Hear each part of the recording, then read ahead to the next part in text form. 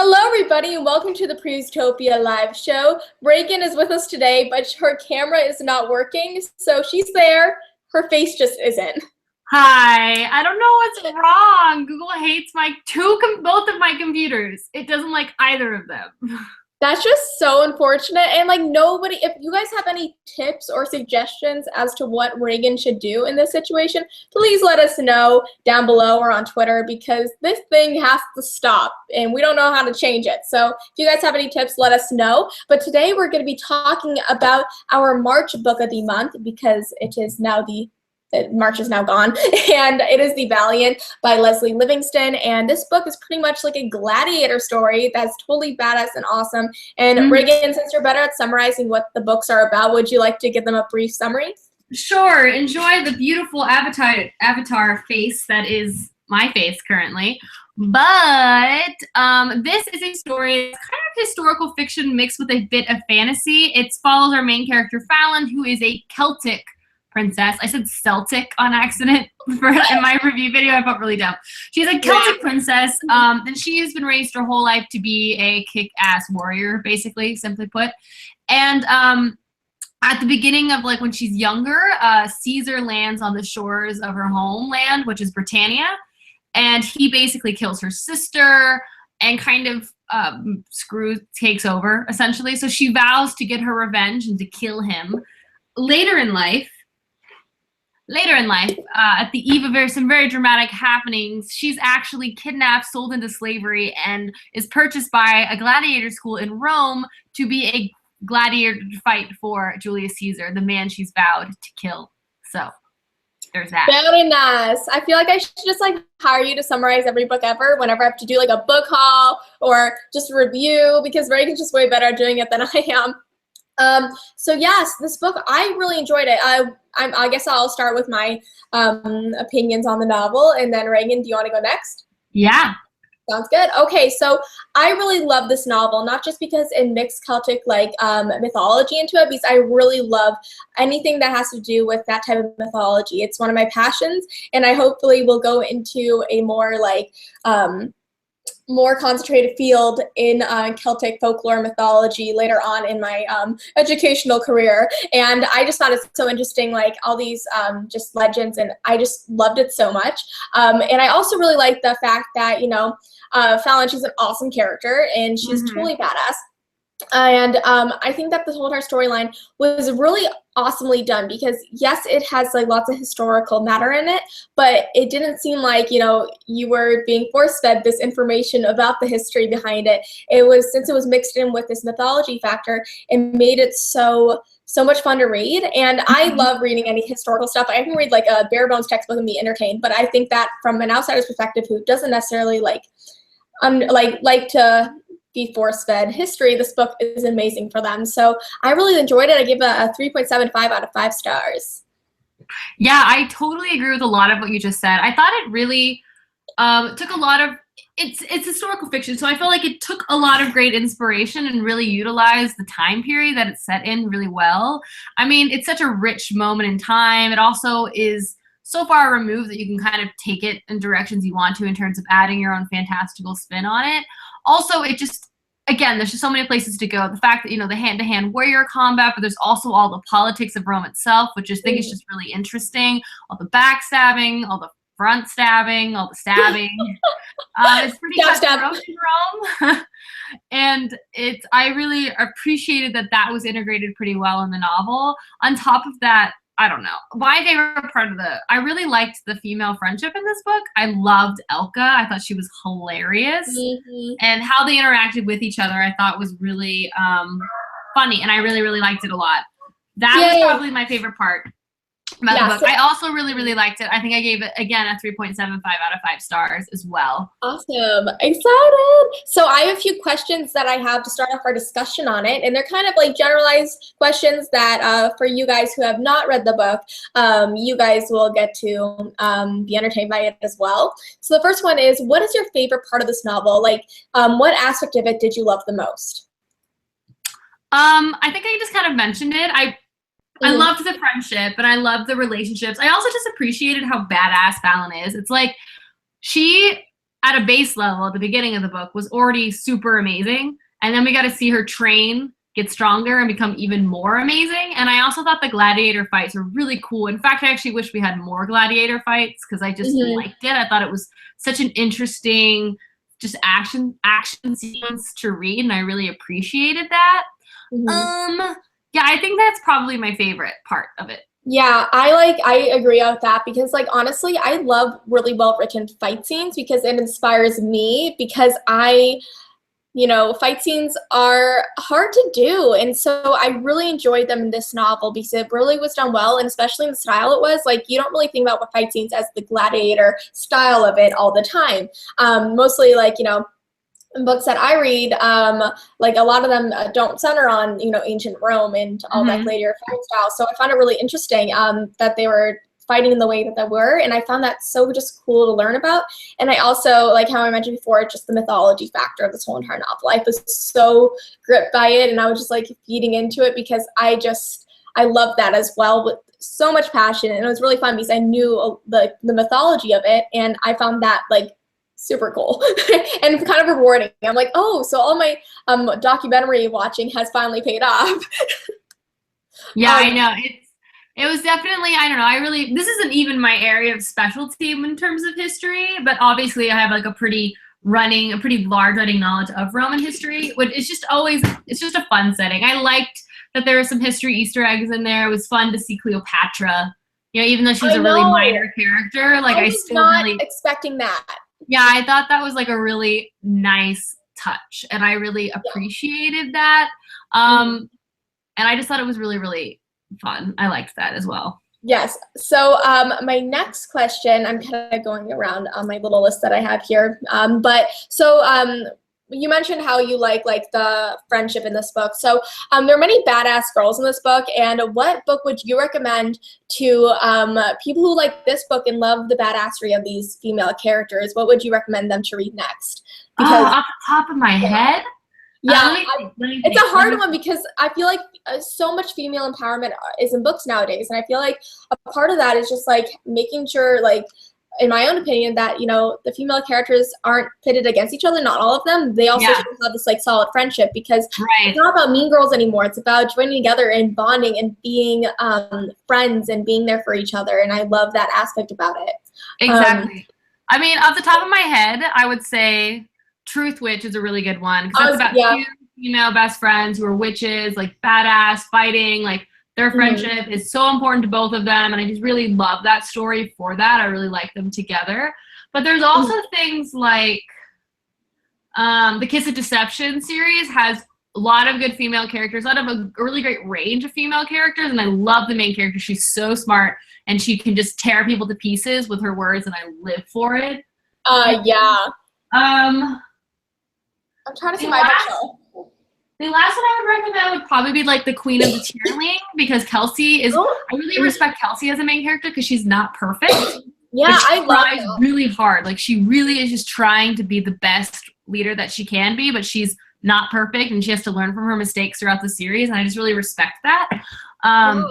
Yeah, I think that, like, honestly, I've been reading a lot of more on the adult side of books in recent days because that's what I've been feeling like reading. And I've just finished a book. Well, I'm almost done with it. I have like 10 pages. It's called, Jewels of the Sun or something by Nora Roberts. And it has a really strong female friendship that the main character, Jude, she doesn't really have that much of a connection with the other females in her life. The only one she really talks about before she goes on this like kind of self-adventure in the novel is her mom, but her mom's kind of like stuck up and she can't really relate to her. But when she finally goes to Ireland, because that's where Jude is going to on her on this whole vacation that turns out not like how she expected, she meets two of these girls and she bonds with them so well, and she finds this beautiful friendship. And I just love that aspect of so many novels. And I used to be like, I used to care more about the romance in books, but now I care about like the friendships in them even more, and I appreciate those because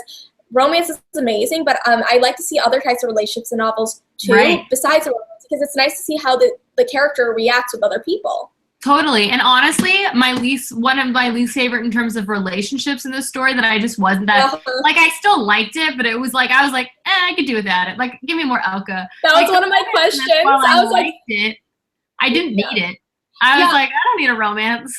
Yeah, I know. Like, in this novel, at the very beginning, I was just like, like, okay. And I was more focused on, like, the whole entire underlying story of it, first of all. And I don't think it was necessarily forced, but it kind of felt that way at times. And my question that I had before was, so did you dig the relationship, yay or nay? And it was about it. It wasn't that I, like, disliked it. It was more that, like, I was never really connected to it.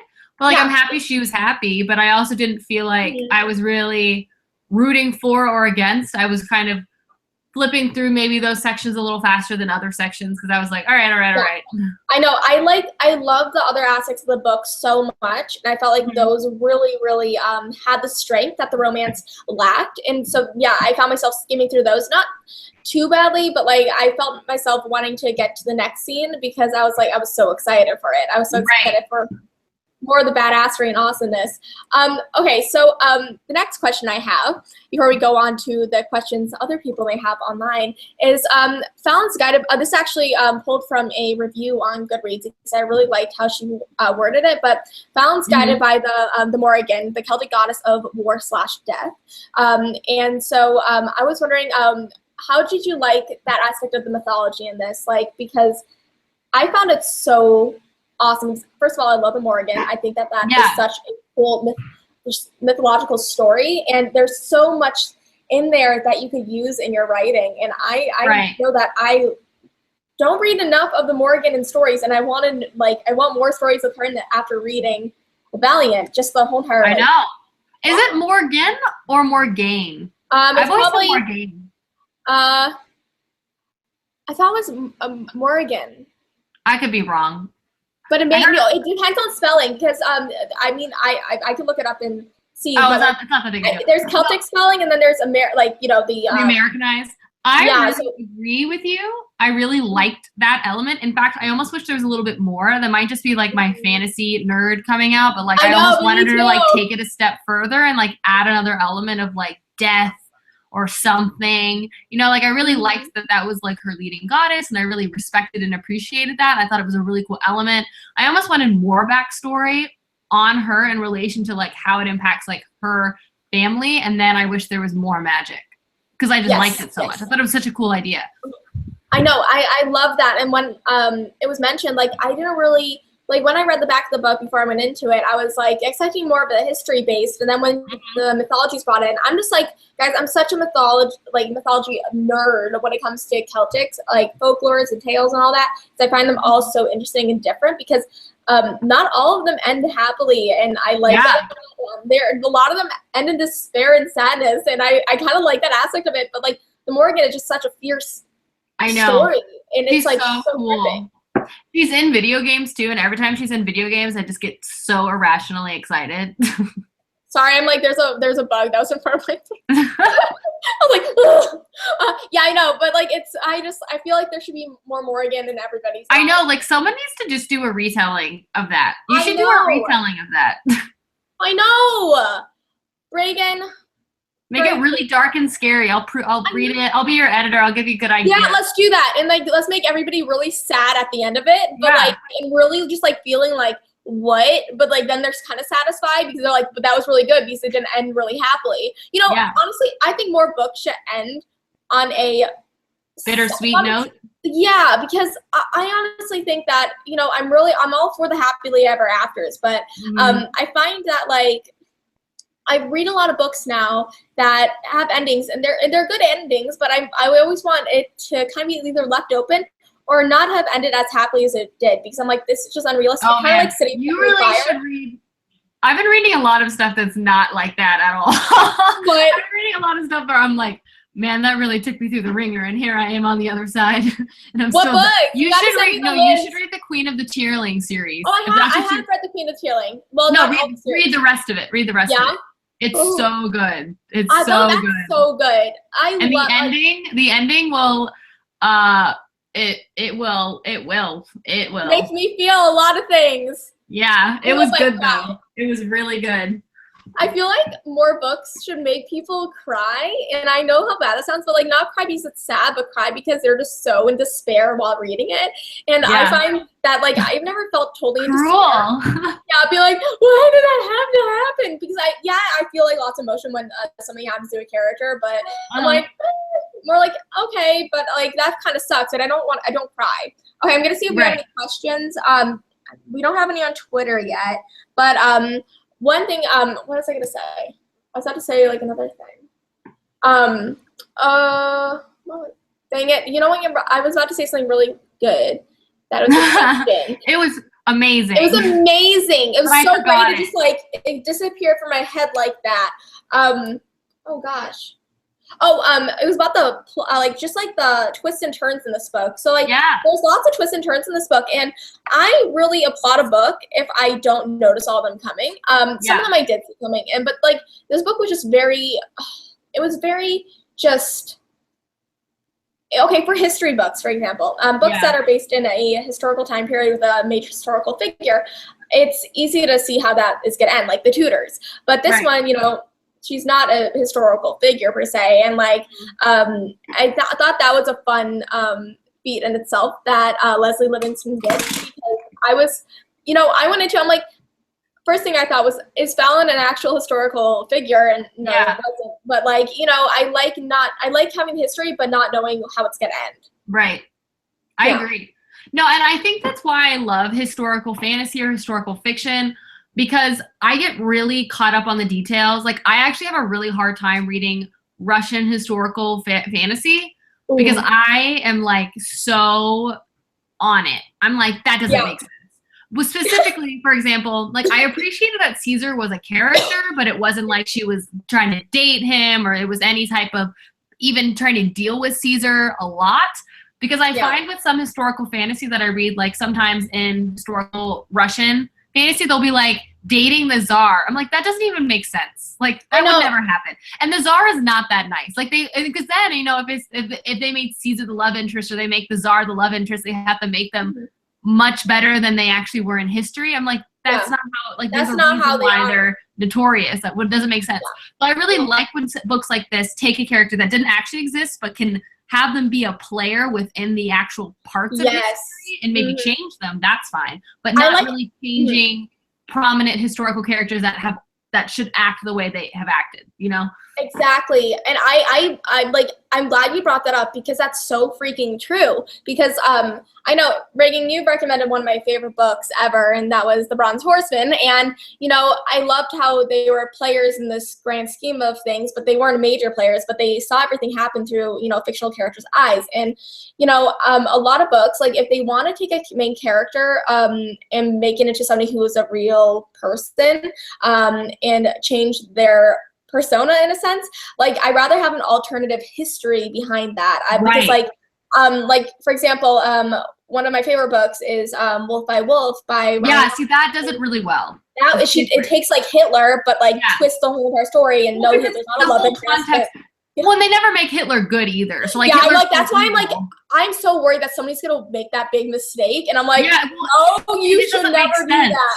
Well, it's like the difference is like the way to do it is like, okay, so here's the stream of history that we know. We're gonna add a different rock in this stream with this fictional character that's gonna change the ebb and flow of this history. Yeah. But that wouldn't necessarily transform someone's personality like an evil person. Like they should still be that, you know.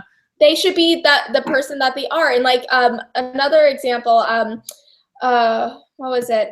I don't think it was in Ryan Gronin's, but just in general, like oh no, it was in this other book. The second one's like Conspiracy of Blood and Smoke, but the first one I'm forgetting the name of. It's like really Hitler's niece, and it wasn't like biological niece, but it was a different person. And you know, I find those so interesting because like Ryan Gronin's, it was an alternative history. This one wasn't, but it was a person who knew Hitler, but you still saw the evil being he was through her eyes, and saw how manipulated she was. And so I find that so I applaud the author for being able to do that in such a realistic way, because they don't change the historical person. They just like they work around it. And I find that so I want to find more books like that. I know. Yeah, I honestly haven't read as much historical fiction as I would like, because I keep saying, like, oh, I'm going to read less fantasy this month. Like, I feel like reading something else, and then I just don't. I just keep reading more read what you want to read. I'm just like, I've literally read Strange the Dreamer, and I'm halfway through the new Cindy Williams-Chima's book, and it's just everything in my life. I saw your rant about the cover on Goodreads. Oh my God, I literally thought about making an entire video about it. It was gonna be called Not Every Book is Throne of Glass. I know, because like this is the second or third book cover I've seen that has changed in the middle of the series to make it seem more like Throne of Glass. And like, just because Throne of Glass has, like, you have an awesome cover before, do not change it now. And yes, it's a cool cover, but it looks like Selena, and I don't know the character. It doesn't even make sense, because I can't even get into this right now. I can't even get into this right now. The main character of the first book that is now as a female on the cover is a dude. So what? Yeah. There's like 4 main characters in that series. 2 of them are guys, 2 of them are girls. So it literally just doesn't make sense. What? I know. Okay. Now that makes like even less sense why they changed it. I don't know. Like the covers were great before. It's infuriating. Yep. But yeah, I can rant about that too. We need to hold our live show about book cover changes. Let's rant about cover changes. Like, okay, they can cover change for like different countries' publications of said novel, but please don't do it after you have like a great cover and the spines don't match up. I hate when the spines don't match up. Trust me, I can't even talk about this anymore. It's infuriating. I know. I wish I could see your face.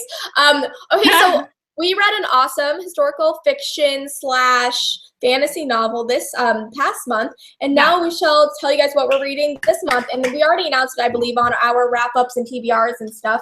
But it's so exciting.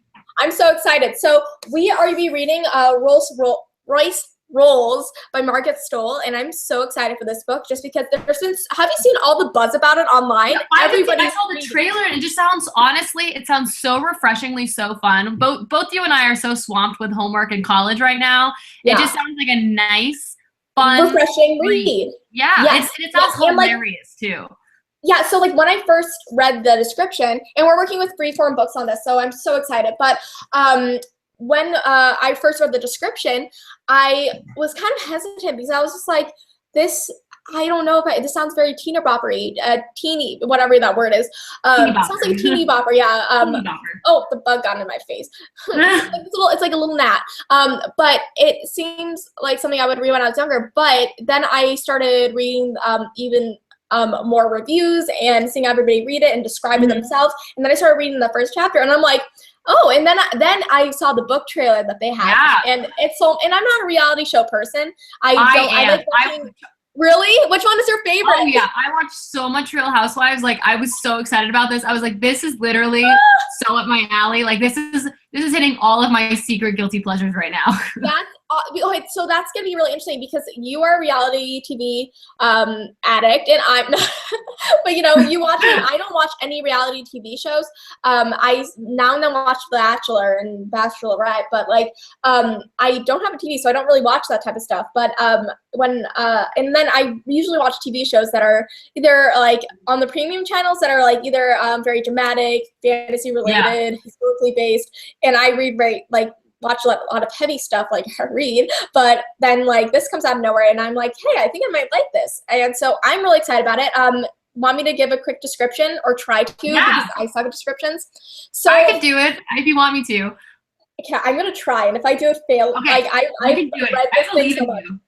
Thank you. So this is about her brings 16-year-old Bentley Royce, and she pretty much lives in a family that is on a reality TV show called Rolling with the Royces, and their whole entire life is based on this TV series. But it's not until they're not confirmed for another season, I believe it's season 6 of the reality TV show, that everything starts spiraling out of control. And then one day, Bentley is in a car accident on the day of her sister's huge television wedding, and that's when everything changes. And there's some other stuff in here, like just with the family. She describes the family, and there's like Portia, the media obsessed mom, Mercedes. There's First is her sister, Portia, who's her narcissistic sister. Then the media-obsessed mother, Mercedes, and then gambling addict. Can we just talk about all their names really fast? Maybach. Mercedes, Yeah. Porsche, Maybach. Bentley. Is Maybach a car? I never. Yes, that's a motorcycle. It's a really expensive. Oh, where's the dad? Is the dad like not here in the picture? I don't know, but also mention that Bentley Royce does not want to be in this reality TV show. She does not want it. She does not like this life, and I'm so excited for this just because Margaret Stoll's a great author, and I think that she's gonna kill this novel, and I'm so excited. But yeah, I'm super pumped. I bet this description could have been way better, but if you guys want to join us, definitely join us. We'll be announcing the live show probably soonish. Reagan, we need to start like announcing these live shows earlier. Yeah.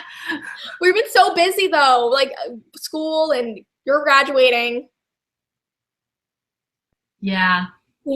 Yeah. So we'll be letting you guys know when the live show is going to be, but our review videos will be up this month, and we're super excited about this novel. But I'm really happy that we got to read The Valiant with you guys in March, and this is our April picks. So go get it now. It's out at bookstores. And I think that's all. Okay, guys, so thank you so much for watching this. I hope you guys enjoyed it. Thank you for being here, Reagan, and we'll see you this month or very beginning of May. Yes. For the next live show for voice roles. Okay, guys, thanks for watching. I'm waving Bye. right now. Yeah, Reagan's waving. I'll wave for both of us. Bye.